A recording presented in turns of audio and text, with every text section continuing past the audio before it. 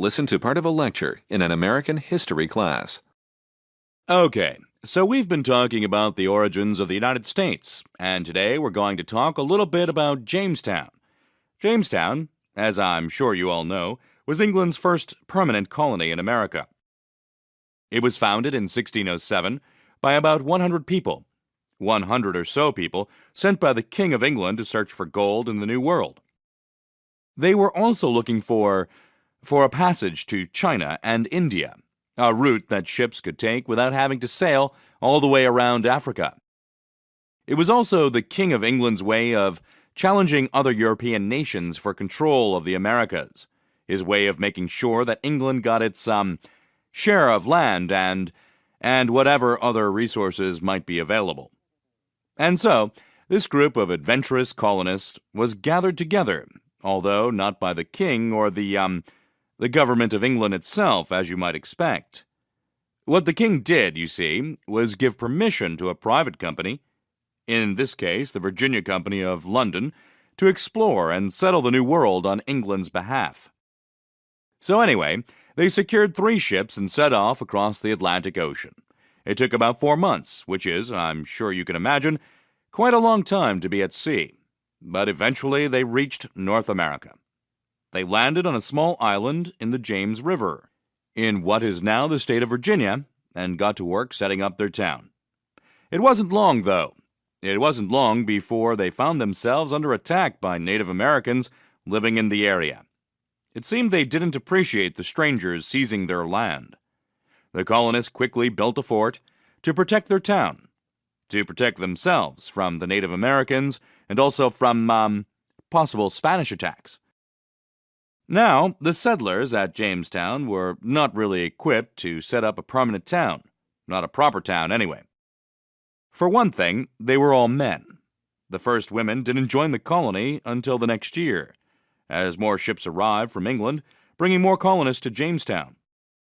But even then, there were only 2 of them, only 2 women. Also, quite importantly, most of the colonists were gentlemen from well-off families.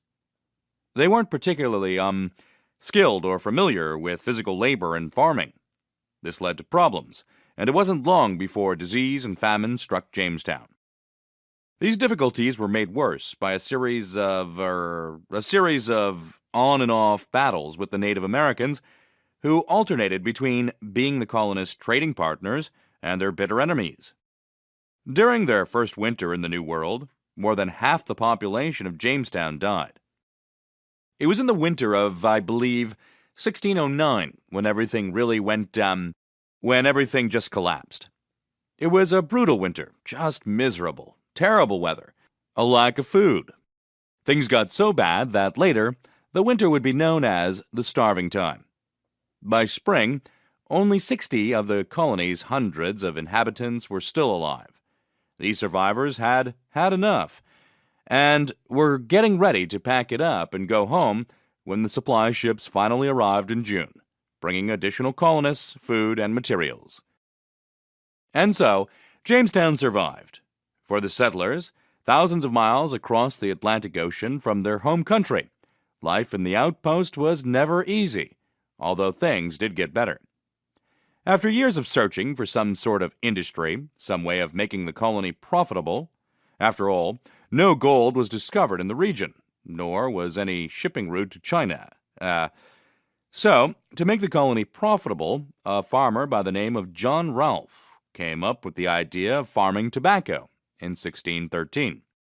This, by the way, was the same John Rolfe who would later famously marry Pocahontas, the daughter of the leader of the Powhatan Confederacy, a group of Native Americans whose region encompassed the Virginia coast.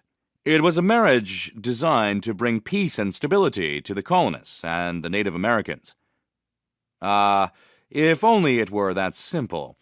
Anyway, as you may imagine, the introduction of tobacco as a cash crop was a great boost to the local economy. But of course, troubles continued.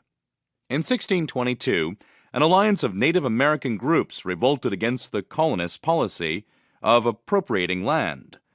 More than 300 colonists living on the town's outskirts were killed. Jamestown itself was spared at the last moment, but this attack persuaded the king that it was time to take the colony away from the Virginia Company. To take it away from the Virginia Company and make it an official part of the English Empire. And so, in 1624, Virginia became a crown colony, which is what the British called an overseas colony that was controlled by the king. Jamestown, not surprisingly, was made the capital of the colony. Years later, however, in 1698, a fire burned the State House down and the capital was moved to nearby Williamsburg. And this was the beginning of the end of Jamestown.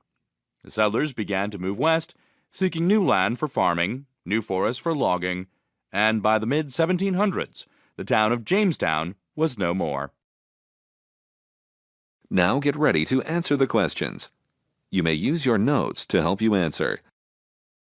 Number 23. What aspect of Jamestown does the professor mainly discuss?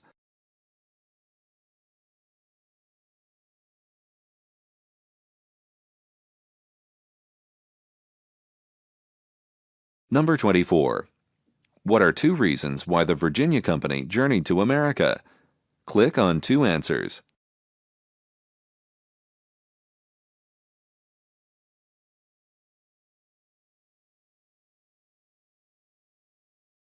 Number 25.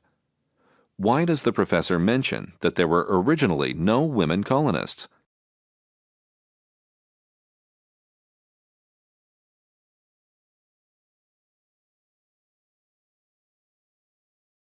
Number 26. According to the professor, what was a result of the massacre of more than 300 colonists in 1622?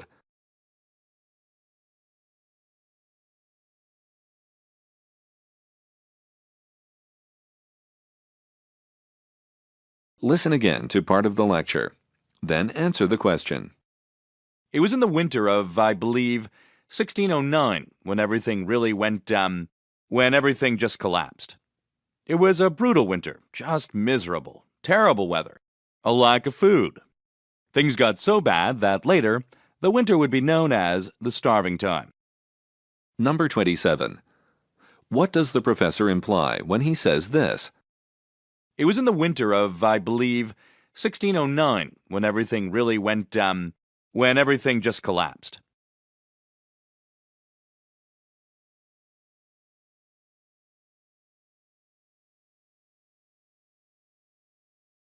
Listen again to part of the lecture. Then answer the question.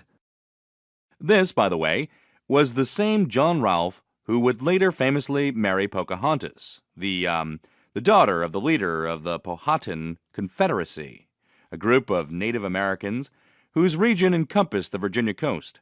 It was a marriage designed to bring peace and stability to the colonists and the Native Americans. If only it were that simple. Number 28. Why does the professor say this? If only it were that simple.